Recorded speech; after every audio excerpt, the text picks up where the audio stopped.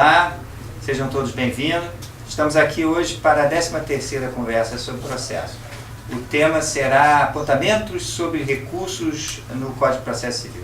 Nosso convidado é ninguém menos do que o professor Nelson Neri. Estaremos aqui com ele para abordar diversos aspectos, notadamente os polêmicos, a respeito do tema objeto da nossa conversa. Então, primeiramente, gostaria de dar as boas-vindas ao professor Nelson Neri, agradecê-lo por ter aceito esse convite, que muito nos honra, e logo em seguida, para já conversarmos a nossa conversa, passa a palavra ao professor Ayub, que tem umas perguntas para fazer para o professor Nelson. Bom, então, em primeiro lugar, gostaria de agradecer a sua presença aqui, que muito nos honra, porque eu, particularmente, com todos os que estão presentes aqui, que estamos no mundo jurídico, ninguém pode dizer que desconhece a figura de Nelson Neri, né? O senhor é evidentemente conhecido por todos, mas com muito prazer eu digo isso e dispenso qualquer outra apresentação sua, porque o seu nome já é o seu currículo. Professor, então, passando de imediato, o nosso programa aqui é muito voltado à dinâmica das discussões, num ambiente absolutamente informal, onde o professor Zé Roberto, a professora Márcia e eu gostamos muito também da participação de quem aqui nos assiste, porque quanto maior dinamismo, posições alternativas, diferentes, sempre é enriquecedor para o direito, que não é uma ciência exata, né? E eu inicio fazendo uma pergunta ao senhor, que eu estou me valendo daquilo que está sendo agitado hoje nos tribunais, inclusive alguns temas já foram objeto de apreciação pelo Superior Tribunal de Justiça, mas eu ainda, em razão da não vinculação dessas eventuais decisões, eu ainda me sinto à vontade de perguntar, de questionar, e mesmo que vinculante fosse a decisão que faria agora, acho que não é inoportuno formular novamente. Eu faria até não, vou dispensar a leitura. A questão diz respeito à aplicação da técnica de ampliação do 942 do Código de Processo Civil em sede de mandado de segurança, considerando o que dispõe o artigo 1046, parágrafo 4º, que fala do equivalente aos embargos infringentes contido no 25 da Lei 12.016, que regula o mandado de segurança. Na sua opinião, portanto, feitas essas considerações, seria possível, no mandado de segurança, aplicar-se o regramento contido no 942, que trata da ampliação de colegiado? Essa seria a primeira pergunta. E acho mais oportuno que eu formule a segunda depois da resposta da primeira. Sim, sim. Não é melhor, professor? É melhor, então, assim já ficamos num assunto só, né? Senão a gente começa a misturar. Bom, para mim é um prazer muito grande estar aqui com vocês, nessas conversas sobre o processo. Né, e vamos fazer o nosso diálogo ser produtivo, se Deus quiser. Olha, essa pergunta do professor Ayub, ela recomenda algumas considerações. No sistema antigo da Lei do Mandado de Segurança de 1951, havia muita discussão se aplicava a sistemática de recurso de agravo no mandado de segurança, se aplicava ainda a situação de duplo grau obrigatório no mandado de segurança e embargos infringentes no sistema antigo. Se tudo isso era aplicável ou não era aplicável. Então havia muita discussão e a polêmica era grande. Uma parte da doutrina de jurisprudência entenderam que sim, outra parte entenderam que não. Então, bom, eu sempre entendi que sim. Que eu acho que se existe uma circunstância no sistema do processo que faz com que as regras gerais estejam no CPC, naquilo que não houver conflito com a lei especial do mandado de segurança, por exemplo, eu acho que é aplicável. O antigo artigo 19 da Lei 1533, né, de 51 do mandado de segurança, dizia: aplicam-se ao mandado de segurança as regras do litisconsórcio do CPC. Por que só litisconsórcio? Todas, né? A nova lei, mesma coisa. Então, poderíamos evoluir do ponto de vista legislativo. Não evoluímos e, da mesma forma, eu continuo a dizer, o Código do Processo Civil é a lei geral do processo civil. Então, ainda que na lei especial não tenha, aplicam-se as disposições do CPC, ainda que não tenha essa norma, esse texto de fechamento, se aplica ao CPC, evidentemente de forma subsidiária, de modo a não atentar contra texto expresso da lei especial. Perfeito. Contra texto expresso, mas não contra principiologia. É uma discussão séria sobre juizado especial, Código de Processo Civil, aquela coisa toda. É um tema mais rico do que se pode parecer, né? Exatamente. E eu acho que, eu sou da opinião que se aplica sim ao mandado de segurança, a técnica do 942, né, porque nós estamos diante de uma apelação. O problema não é um mandado de segurança. O problema é apelação. Mandado de segurança. Tem uma apelação, aplica-se a regra do 942. Tem julgamento por maioria, vamos estender, né? Mas a apelação é em mandado de segurança. Eu não disse nada para mim até agora. Existe na lei do mandado de segurança um texto expresso proibindo? Não. Então dá tá vendo. Tem proibindo embargos infringentes, mas não se confunde com a técnica. Não se confunde com a técnica. Porque o argumento de muitos é que essa regra se aplicaria à técnica. Exatamente. Mas tem uma outra questão também que dela decorre. Porque muitos, em razão do 1046, parágrafo 4º, quando ele se refere ao equivalente, alguns ou muitos, não sei, dizem que a técnica de ampliação não tem como equivalente os embargos infringentes. Ora, por ocasião da confecção do processo, nas audiências públicas, tentou-se muito retirar a técnica da ampliação, e eu me lembro com muita clareza quando se falava, isso aqui são os embargos infringentes travestidos, com outro nome e aplicação em situações um pouco diferentes, mas na essência tem natureza de embargos infringentes. Sua opinião é essa também? Não. Embargos infringentes é um recurso e o 942 engloba uma situação de técnica de julgamento, não tem nada a ver com recurso. Se fizermos um retrospecto histórico da história do processo, vamos perceber a diferença. Os agravos e os embargos todos vieram do direito lusitano para nós. Então tem uma história grande de embargos de quaisquer natureza e também de agravos, né? E no direito lusitano existia também, a par dos embargos e a par dos agravos, uma técnica de julgamento parecida com essa nossa. Então, assim que numa uma distinção, né? Numa das discussões aí, logo no comecinho que o projeto foi aprovado como lei, né? E eu, num dos congressos, não me lembro onde foi exatamente, mas numa discussão, o Fred Didier, que é um grande amigo nosso lá da Bahia, né? Trabalhou muito no Código de Processo Civil, enfim, é um rapaz bastante dinâmico, muito talentoso, enfim. Aí o Fred, não, porque tem uma novidade aqui no Código, aí eu fiz uma intervenção, né? E falei, olha, novidade da técnica de julgamento. Falei, então eu vou ler agora para você um texto das ordenações afonsinas, 1300, né?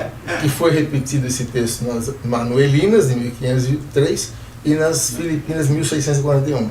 Aí li o texto, exatamente como está no 942, parecidíssimo, é praticamente igual, tirando digamos, as nuances do tempo, da linguagem, é exatamente igual. Quando houver divergência num julgamento, se obstaculizará o resultado para que venha ao colegiado outros desembargadores que possam compor em número suficiente para, se for o caso, inverter o 2-1 para a maioria. Então eu vou pedir permissão aqui, até antes de passar para a segunda, aproveitando um gancho que Vossa Excelência me deu agora. Vossa Excelência por quê? Professor. Professor. Que eu acho que, aliás, professor poucos podem ser, conseguem ser. O senhor é um, né? Mas eu digo o seguinte, em número suficiente. Aqui também tem uma discussão no nosso TJ, eu acho que no Brasil inteiro, qual seria o número suficiente? Seriam os 5? 4 poderia já configurar, se fosse 3-1, um resultado final, ou haveria necessidade dos 5? No meu modo de ver, tem necessidade dos 5. Para mim também, até porque o quinto pode mudar a opinião de todo mundo. Exato. O julgamento ele só termina quando o presidente da Câmara anuncia. Deram provimento, negaram nesse até ali eu posso mudar o voto a hora que eu quiser. Tudo. Isso sempre me pareceu muito claro. Mas eu vejo em algumas câmaras por onde passo, né? Porque às vezes tem que compor quórum e tudo mais, eu vejo que não é uma posição unânime. Isso me chamou muita atenção. A Câmara que eu inclusive. compunha fazia isso, até porque Fazia Tava o quê? com com 4, porque nós estávamos só com 4, então convocar um outro, ele não aceitava, tinha incompatibilidade de agenda e tal, e aí aquilo começou a fazer... prática, né? A questão mais prática. E aí quando o resultado era uma maioria que mais um não ia fazer diferença, nós aplicávamos dessa forma. Mas eu confesso... Não vai fazer diferença. A questão é que não vai fazer diferença, eu a gente não sabe, né? 99, a verdade é que 99% das vezes não vai fazer realmente diferença. Mas o problema é um. Exatamente. Depende, nós estamos né? trabalhando com justiça, né? 1% não é pouca coisa, né? Então, é uma situação complicada. Porque também você adiar o resultado também é uma situação aflitiva para as Que a partes. parte às vezes está querendo o resultado mais urgente. Exatamente. Então eu acho que não é uma questão assim tão simples.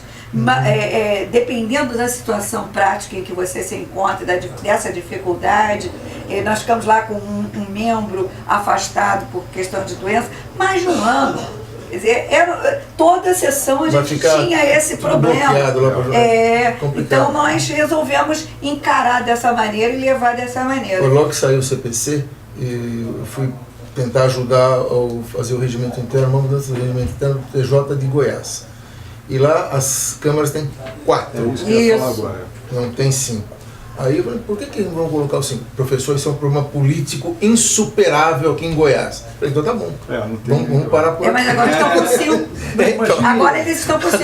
Eu fui sustentar essa semana lá e são 5. E fazem o 942 direto na sessão. Mas E essa é uma saudável de você usar o 942. Porque ele pode ser bom e pode ser ruim, depende do uso. Mas eu não sei qual tribunal, eu não sei qual é o tribunal que outro dia comentaram comigo, que a composição, lógico, então nós estamos falando de um estado muito pequeno, a composição, o número total de desembargadores é de 12, mas ainda tem que levar em consideração aqueles que estão na administração. Então, nessa hipótese, a composição dos 5 traria um problema prático também. Porque está afastado, né? Mas a administração está afastada da jurisdição. Porque quando a gente fala em direito, a gente fala em Rio, São Paulo... Mas tem outros estados que têm mais dificuldade. Aqui no Rio, eu não sei os outros TRF, mas aqui no Rio são 3, né? Cada turma é 3 só. No TRF aqui 3. TRF Então é extremamente... Mas eles estão resolvendo isso, fazendo sessões conjuntas, regulares. O que tem funcionado lá. Tem funcionado. A criatividade resolve. A criatividade resolve. E boa vontade também. Boa vontade. Eu acho que a ideia do legislador foi dar mais qualidade à decisão, né? Ampliar o debate, que, do meu modo de ver, é saudável. Mas a magistratura, pelo menos grande parte de juízes, pensa assim, antes desembargos infringentes eram um recurso, então era voluntário. Alguns interpunham o recurso de desembargos infringentes, outros não, deixavam transitar com 2-1 lá, né? Mas agora é de ofício tudo. Então prejudicou para nós, os juízes reclamam, os desembargadores. Que aumentou o número. E qualquer divergência. Qualquer divergência. Outra questão do 942, se me permite, é que como o uso do cachimbo faz a boca torta, grande parte dos desembargadores estava entendendo que era embargos infringentes. Então vamos fazer o seguinte, só vamos discutir a questão que foi objeto da divergência. Quando não é. De jeito nenhum. Quer dizer, a divergência do julgamento, não é da tese. Não é... Porque o objetivo dos embargos infringentes, já inexistentes, o objetivo era fazer com que prevalecesse o voto vencido. Então, era âmbito da divergência, só que cabia o recurso.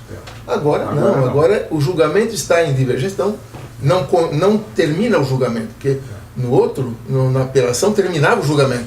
Terminou a apelação, 2-1. Então eu vou na tese, o voto vencido e tentar fazer prevalecer. Agora não terminou o julgamento. É completamente diferente. Isso eu já tive o desprazer de discutir aqui no tribunal, porque queriam ficar limitado à discussão, a discussão do ponto que não foi objeto de unanimidade. E eu defendi exatamente a necessidade de se aumentar, ou de se aumentar não, de se incluir todos. Todo o recurso. eu me lembro Você que tem na 2 conversa recursos, com- não, mas Teve, né? Teve você uma- tem com 2 Alexandre recursos, Campos, um é foi unânime esse e o o tema outro não da é nossa unânime. conversa. Sim, O unânime está Não, resolvido. tá resolvido. Agora, o que não foi unânime, ele volta à discussão por inteiro. O processo é uma coisa É. bem lógica, uma É, ciência é, lógica. é. Então, Por qual isso é que a eu gosto. lógica do sistema anterior? Julgamento da apelação terminou. Então, É. cabe um recurso contra aquele acordo. Nesse recurso, qual é o Lógico. regime jurídico? A lei vai dizer o que é. No atual sistema do CPC, o julgamento Exatamente. não existe julgamento ainda.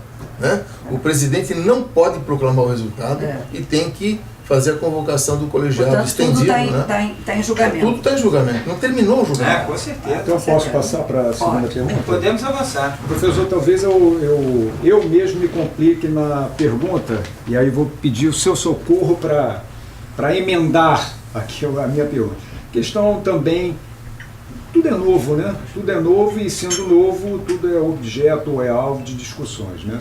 Então, quanto mais pudermos discutir, melhor. A questão da teoria dos precedentes, que eu vejo sempre com muito bons olhos, né? Porque nós estamos buscando estabilidade, segurança, isonomia, tornando o país um país fértil para o investimento, porque um país inseguro e imprevisível não é um país de investimento, tanto externo como internamente. Vejo, e a professora Tereza Rudalvin, com quem já tivemos a oportunidade de estar aqui presente também, ela tem uma frase de efeito no livro dela, num dos livros dela, que eu sempre utilizo com muito prazer, que o juiz é o dono dos fatos. E sendo ele o dono dos fatos, ele pode realizar distinção, caso haja, evidentemente. Agora, não havendo distinção, o dono do direito é a sociedade e, portanto, tem que se curvar aquilo que foi objeto de vinculação pela decisão dos tribunais. Mas o que tem sido muito discutido aqui é a questão da superação dos precedentes na hipótese repetitivas, o overruling. Porquanto a lei ela fala em que o próprio tribunal, considerando que o mundo é dinâmico e há essa mutação, o que hoje se entende assim, amanhã vai se entender de forma diferente, porque há essa mudança, né? A gente não pode dar as costas para a realidade dos fatos da vida, né? Alguns entendem que não só o próprio tribunal poderia modificar o seu entendimento acerca daquela matéria, porque haveria um engessamento, segundo quem assim entende, daqueles outros que poderiam, em tese, solicitar ou pedir ou formular ou pleitear uma modificação para que supere aquele entendimento até então firmado. Muito bem. Se não é o próprio tribunal, porque eu sempre defendi isso, nessas hipóteses só o tribunal pode, e o tribunal que editou aquele entendimento vinculante, ele está atento à realidade dos fatos. Tudo bem, pode não estar, mas a regra é que esteja, e ele vai mudar a sua posição no momento oportuno. E disse também a professora Tereza Rudalvin, com quem também concordo, que no mundo do direito essa modificação para se garantir estabilidade, segurança jurídica, não ocorre de um dia para o outro, porque isso geraria uma insegurança total. No mundo do direito, essa estabilidade, essa segurança, como diz o 926, demanda tempo. A prisão em segunda instância, inclusive, teve, pelo ministro Edson Fachin e outros que o secundaram, a invocação do artigo 926 também. Mas que seja superado o entendimento, eu não sei o entendimento do senhor, mas que seja superado o entendimento de que só o próprio tribunal pode, eu pergunto, quem poderia também provocar a superação e de que forma? Eu gostaria só de fazer uma observação antes da sua resposta, para ouvir o seu entendimento também. Eu disse outro dia no tribunal que, a prevalecer o entendimento contrário ao meu, que só o tribunal pode, entendo que se aplicaria, em termos de legitimidade, os mesmos que têm legitimidade para fazer a revisão de tese contida no 977 e 983. Por quê?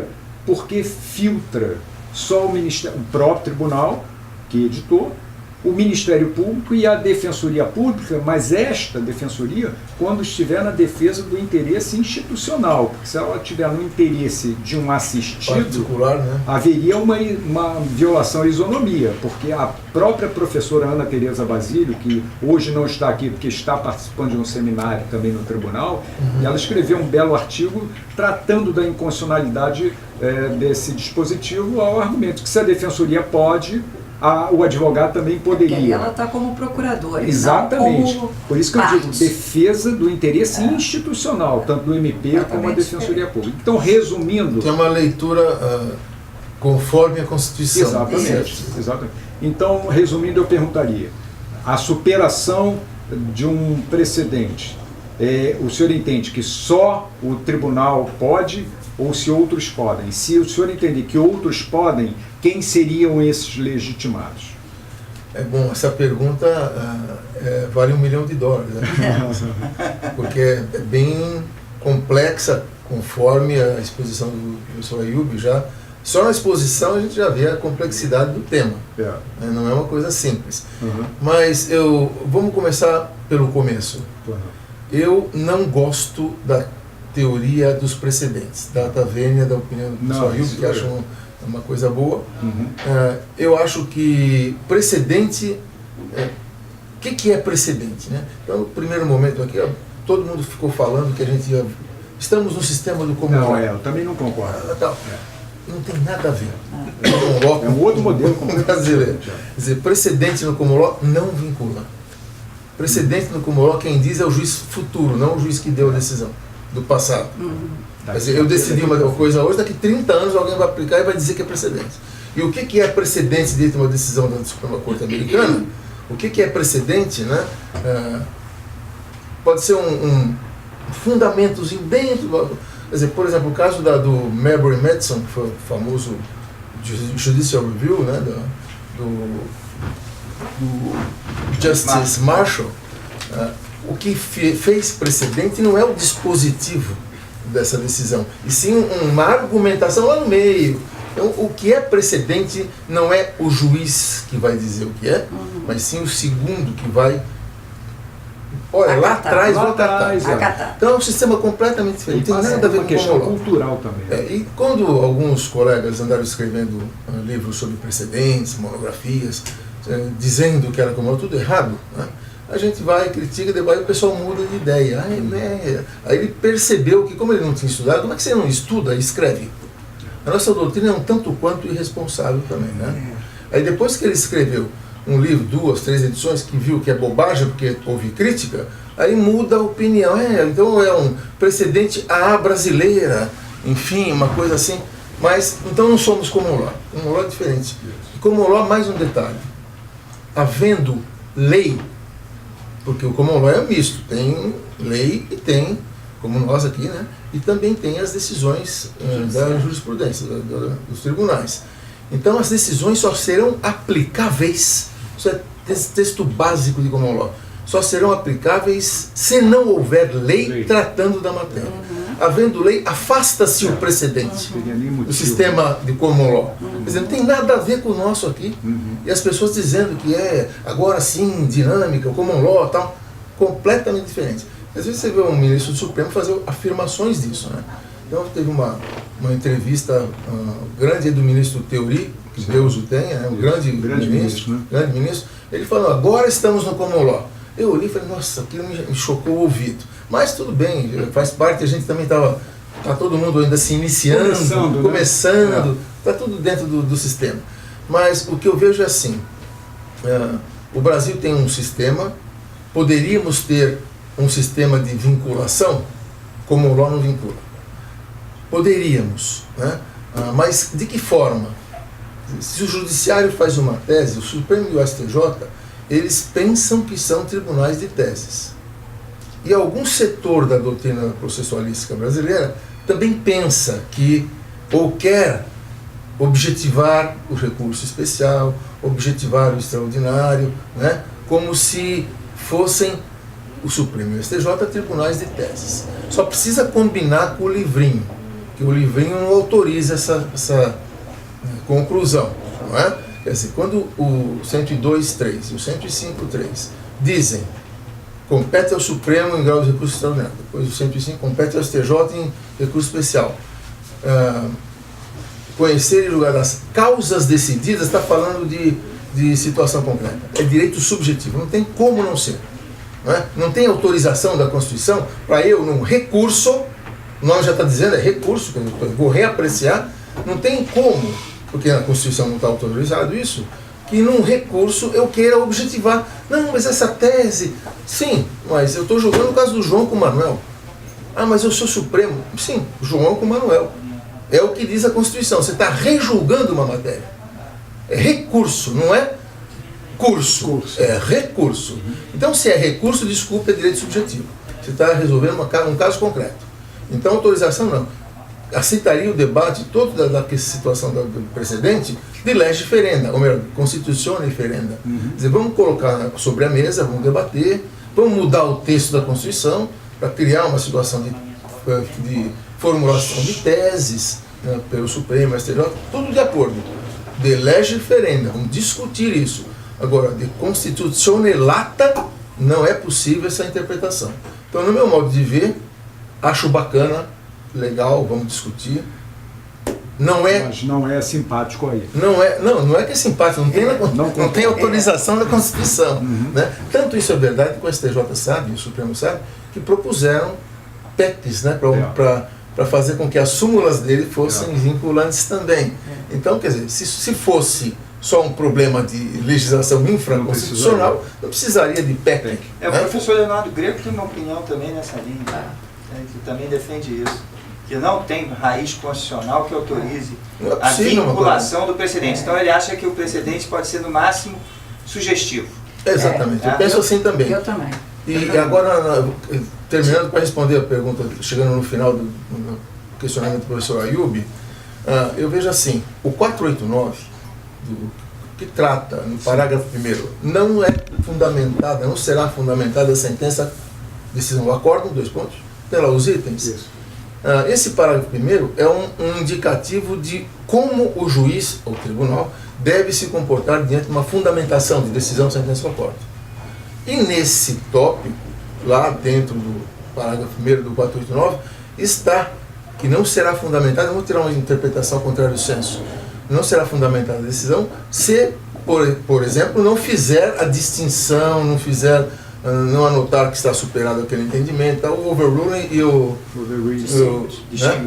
distinguish. Tá lá. Então, digamos assim, uma indicação para o juiz que ele pode fazer isso. Então, eu juiz, posso dizer, olha, está superado esse entendimento. Não, mas isso tem que fazer lá no tribunal que julgou. Lá para mudar a decisão dele, não a minha. A minha aqui eu fundamento e digo, olha, o tribunal de lá, o Supremo, entendeu assim, assim, assado, mas acontece que houve uma mudança na Constituição. Então, a lei posterior àquela decisão repetitiva tal, superou aquilo. Então, eu, juiz, não aplico. Agora, por que eu tenho que esperar? Não, então, enquanto o Supremo não rever o seu entendimento daquele repetitivo, etc. e tal, ninguém tem que aplicar. Não, eu não vejo assim. Quer dizer, a decisão do Supremo e do STJ em recursos repetitivos, eu sempre entendo assim, é um mecanismo de uniformização da jurisprudência. Essa é a súmula desse meu entendimento. O que eu acho? Repetitivo é bom? Ótimo. IRDR é bom? Espetacular. Incidente de assunção de competência é bom? Ótimo também. Tudo ótimo. Agora, para que serve isto? Uniformização da jurisprudência do próprio tribunal. O juiz não tem a obrigação de aplicar aquilo. Não vincula coisa nenhuma. Aliás, o Leonardo fala, olha, 927, juízes e tribunais observarão. O Leonardo fala, ele é irônico, ele fala assim, vamos observar, eu pego, eu observo, isso é o Leonardo.